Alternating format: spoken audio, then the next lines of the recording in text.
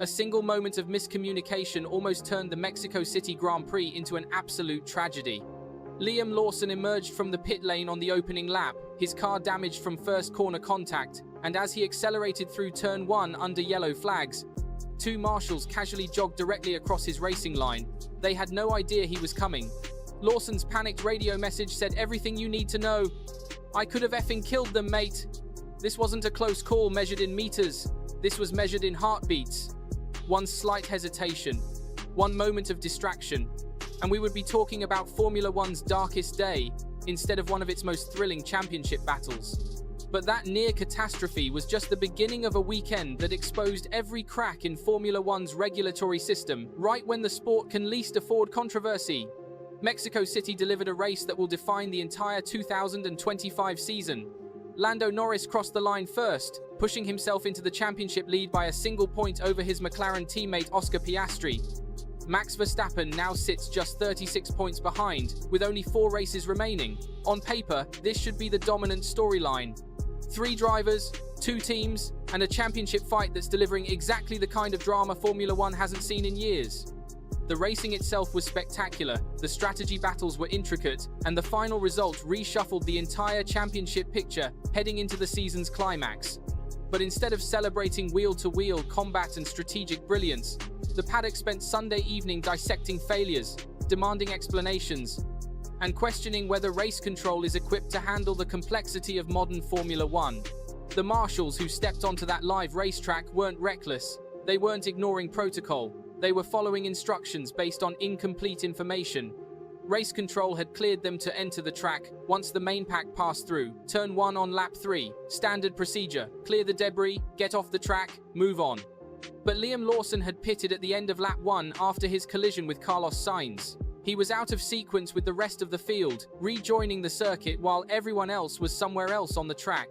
When race control realized Lawson was coming, they immediately rescinded the instruction to dispatch marshals and threw double yellow flags to warn him to slow down.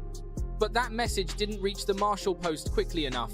Those 2 individuals were already committed to crossing the track, believing they had a full minute before any car would arrive in their sector. The FIA issued a statement acknowledging they're still investigating what happened after the instruction was rescinded, which is corporate language for admitting the system broke down somewhere between race control and trackside. This isn't the first time marshals have found themselves in danger because of communication failures.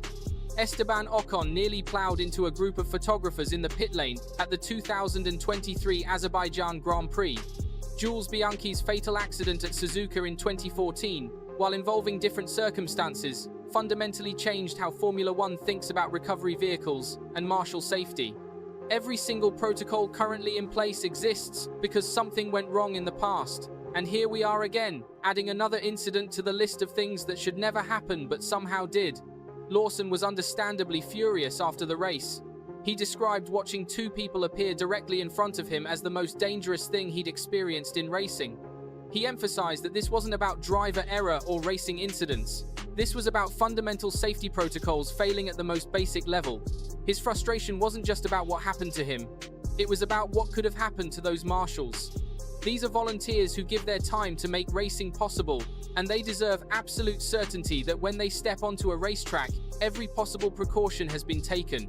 They trust race control with their lives. That trust cannot be taken lightly, and it cannot be broken without serious consequences for how the sport operates. But the marshalling incident, as serious as it was, represented only one layer of controversy from a weekend that seemed determined to test every regulatory system Formula One has in place. The opening lap was absolute chaos. 5 drivers went straight through turns 1, 2, and 3 without making any serious attempt to navigate the corners properly. Charles Leclerc, Max Verstappen, Andrea Kimi Antonelli, Carlos Sainz, and Liam Lawson all took the scenic route through the runoff area and rejoined the track without receiving penalties. Oscar Piastri also went off at turn 1 but managed to rejoin before turn 2. The stewards reviewed each incident individually and determined that most of these drivers didn't gain a lasting advantage because they lost positions or time in the process of cutting the track. But that explanation satisfied absolutely nobody. Fernando Alonso made an aggressive start and positioned himself beautifully into turn 1, only to watch several cars take the express lane through the grass and emerge ahead of him. He pointed out this was the second race in a row where first lap, first corner incidents seemed to escape serious scrutiny. His implication was clear.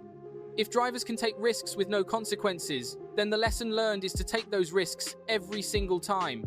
George Russell echoed that sentiment with even more direct language. He watched Max Verstappen send it across the grass and saw multiple Ferraris bail onto the runoff, and he couldn't understand how 3 drivers could cut the track and just continue racing without any penalty whatsoever. His point about life in general applies perfectly to racing. If you can risk everything with no consequence, you'll do exactly that, and it ends up punishing the people who are actually following the rules. Russell's analysis went deeper than just complaining about specific incidents. He identified the circuit design itself as the fundamental problem. When there's a runoff area instead of gravel, drivers have a get-out-of-jail-free card that removes the natural penalty for missing a corner. He referenced previous years at Mexico, where Carlos Sainz, Charles Leclerc, and even Lewis Hamilton a decade ago all benefited from cutting that same section of track. It's become something of a tradition at this venue, which suggests the problem isn't individual driver behavior, but rather the incentive structure created by track design. If cutting a corner might gain you positions with minimal risk, and staying on track means getting boxed out by someone who took the shortcut, then the rational decision is to take the shortcut. Russell's conclusion was simple. Something needs to change, because the current setup rewards the wrong behavior. This touches on a fundamental tension in modern Formula One between safety and competition. Tarmac runoff areas exist because they're safer than gravel traps when cars lose control at high speed. A car sliding across smooth pavement is predictable and controllable. A car digging into gravel can flip, roll, or decelerate so violently that it causes serious injury.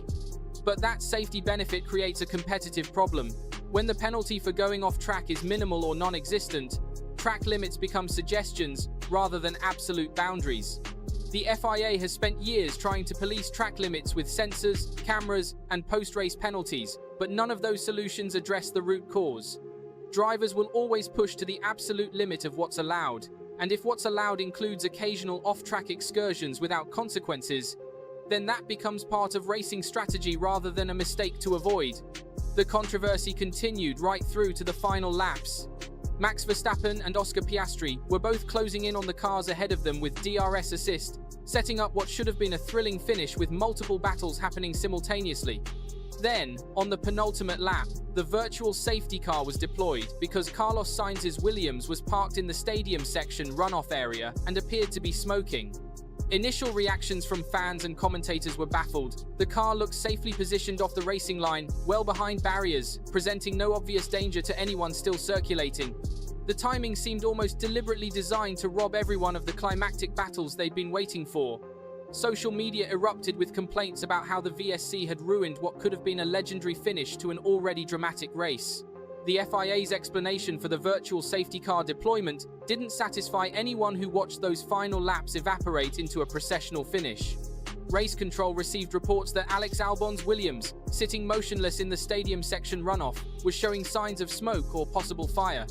Protocol dictates that any indication of fire triggers immediate neutralization regardless of where the car is positioned or how minimal the risk appears to television viewers. The spokesperson emphasized that safety always takes priority over entertainment value, even when that decision proves unpopular, with fans expecting a dramatic conclusion to what had been a spectacular race. But that explanation misses the larger point that so many frustrated viewers were making. This wasn't about choosing safety over spectacle.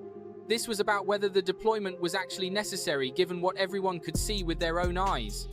Max Verstappen took the pragmatic view when asked about how the VSC affected his race. He shrugged and said sometimes the safety car helps him, sometimes it hurts him. That's just racing. His acceptance of the situation stood in stark contrast to the vocal disappointment coming from other drivers and team personnel who felt robbed of the opportunity to fight for positions in those crucial final moments. The virtual safety car effectively froze the gaps between cars across the entire field, preventing any overtakes from occurring naturally under green flag conditions. That meant the final classification and points distribution were fundamentally altered by a late caution period, whose necessity remained questionable to anyone not inside race control at that specific moment. When championships are decided by single points, these split-second judgment calls carry enormous weight that extends far beyond one race weekend.